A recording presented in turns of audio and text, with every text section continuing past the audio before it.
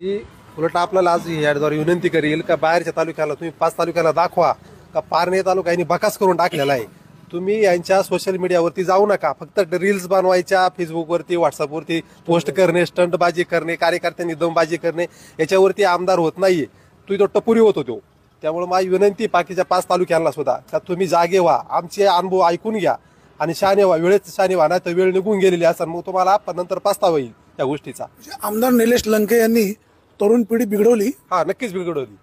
दादागिरी, भाईगिरी करणे, भांडणं करणे। तुम्ही पोलिटिशियन पारण्याची 4.5 वर्षाची गुन्हेगारीची आता टक्केवारी काढून बघा काय परिस्थिती आहे। नाही, परंतु ही जी मंडळी ज्या पद्धतीने पोटतिडकीनं बोलतायत, तुम्हाला मतदान करून पश्चाताप झाला असं म्हणतायत। तरुण बिघडवायचं आपण काम केलेलं आहे। वाळू माफियांची तो खूप वाढवलेलं आहे।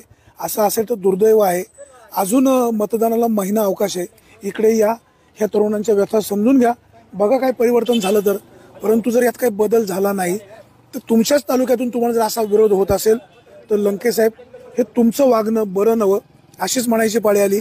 आणि मतदारांनो, तुम्हाला एक विनंती आहे की कोणाच्याही दादागिरीला, दहशतीला, कोणाच्याही घमंडीला घाबरू नका। पैशाला तुम्ही भाळू नका। आमिषासाठी कोणाचाही लाचार बनू नका।